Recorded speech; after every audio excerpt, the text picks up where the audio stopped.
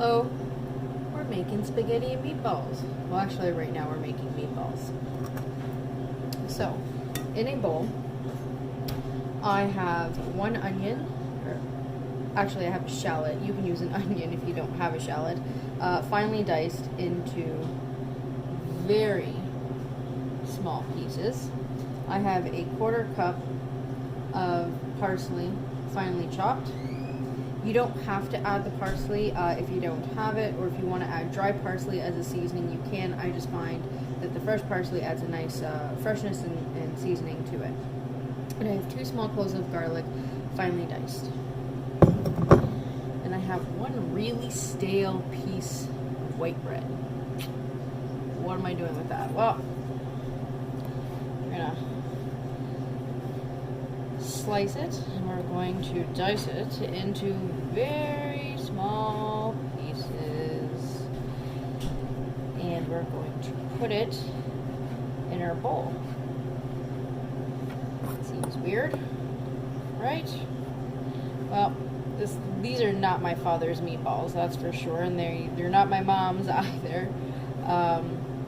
This is just something I've noticed, picked up, learned, what have you, that along the way that adds a layer of moistness to my meatballs that I can't really replicate with a ton of liquid, because I then have to add breadcrumbs, which makes my meatballs very dense. So try it, I promise you.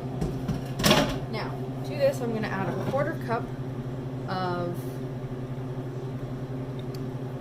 white milk, and we'll be back. Okay, so I've got my 1/4 cup of milk in, and it's pretty much absorbed everything. The excess milk, don't worry about it. The meat and such will take care of that. So to this, I'm going to add 3 very generous teaspoons, 4, sure, of Parmigiano Reggiano, so Parm cheese. Give that a nice good mix, and see, pretty much all the milk has just been dissolved. Now, to this, we're going to crack in 2 eggs.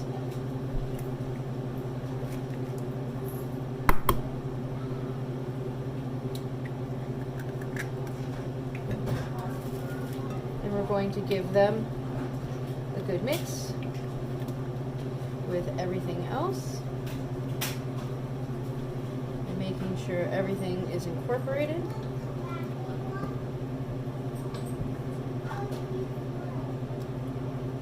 Now, if you're adding in ground beef, you can use chicken, turkey, or you could do a beef and pork mixture. That's totally yummy.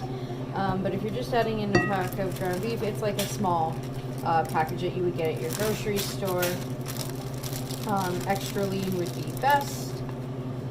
We get ours at Costco, so maybe about 1 pound.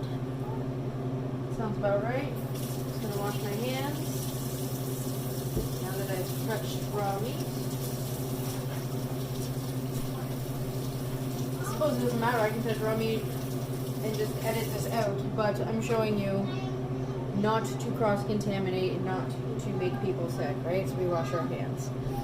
Okay, so I'm going to start mixing it with my spatula here. I mean, I'm going to get in here soon enough with my hands.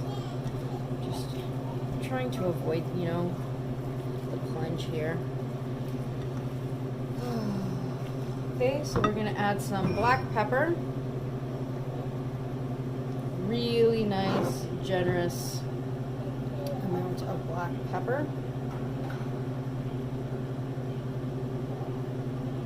Enough that you might want to sneeze. And a little bit of salt to taste. Not very much. Basta così. Because we've already put in the Parmesan cheese, right? So that's already got enough of a salt content, and it's going to eventually cook in our tomato sauce, which has enough salt in it as well. And then when you put it on your plate with some Parmigiano Reggiano, oh my gosh, the salt, the salt, the salt. It's enough. Alright. this is looking really nice. So I just want to incorporate this all the way, and when I've done that, we'll come back.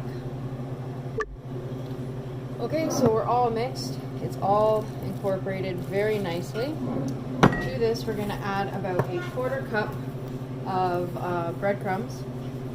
Now you can even use the Italian seasoned breadcrumbs if that's what you have. We make our own breadcrumbs, so I have plain. I prefer plain. I've already seasoned the meat the way I want, but you want that extra seasoning, that's a good alternative as well. If you want to make your own breadcrumbs, you would dry out some bread by putting it in the oven. What my dad does is he dries out his bread when he's got the bottoms of the bread that he no longer wants, and he throws that in an airtight container in the oven, and he just lets it dry. It does not go moldy. It just dries right out, and then he puts that in the blender. He pulverizes it. He sifts it through. So he sifts it through, and then voila, breadcrumbs.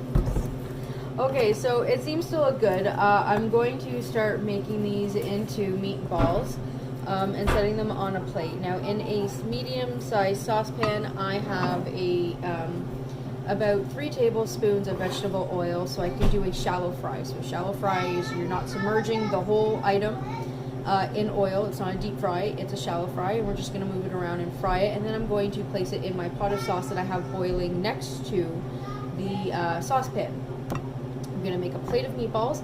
We are going to do a tester, so if you are new to cooking or you're not familiar with the recipe, or it's a recipe you're trying out for the first time, like you're trying out my recipe, salud. It's okay to do a tester. So a tester is going to let you know if, for this recipe, if you've got enough breadcrumbs in it. If it's too loose, then you need to add more breadcrumbs. It's too big. The reason I'm going to do a tester is for this video. I'm pretty confident in my recipe. Now keep in mind, if you're going to add more breadcrumbs, because this is wet, and I could add more breadcrumbs, but if you're going to add more breadcrumbs, the more breadcrumbs you add, the denser and the harder your meatball is going to be.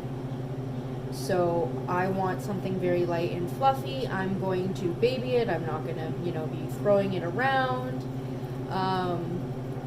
So I'm okay being ginger about it in the frying pan and, lightly stirring my sauce, because I want it to be like mouth-watery, fall apart, tender. But if you want it a little bit more solid, go ahead, add another, 2 tablespoons of breadcrumbs at this point.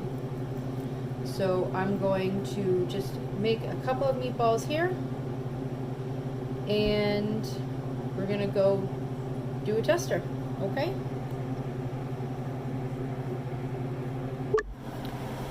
Okay, so I know this is spaghetti and well, it's meatballs, but just showing you the sauce that it's going to go into, okay? So I do have my tester here.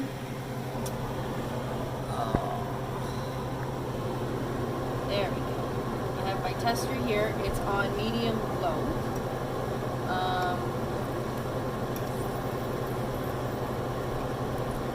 Just not ready to flip. So this is the type of pan that you'll know your meat is ready to flip when it naturally releases. If you have to force it, even like a steak, it's not done. So we're trying to get a nice caramelization on here. Also, side note, if you don't want to fry your meatballs, you can throw them in the oven and you can broil them. You can bake them, or what my mother does is she puts them in a small pot of boiling water, and she boils them to get the fat off and to make sure that they're cooked through before she adds them to her sauce. I like to fry them. I like the nice outer coating with the soft inside, and again, you could also bake them. So I'm going to go ahead and let this go for about another 20-30 seconds, and we'll flip it at that point. Okay, so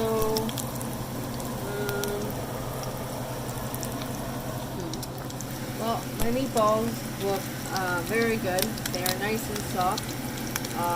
This was my tester. Oh, see this. This is my tester. And yeah, we're going to get these all nice and golden brown, and then I'm going to throw them into the sauce. So we'll see you in a bit. Okay, so hoping you can see this. This is the state in which I want my meatball, and into the pot she goes. So while these were frying up here, I was washing my dishes. I was being very proactive.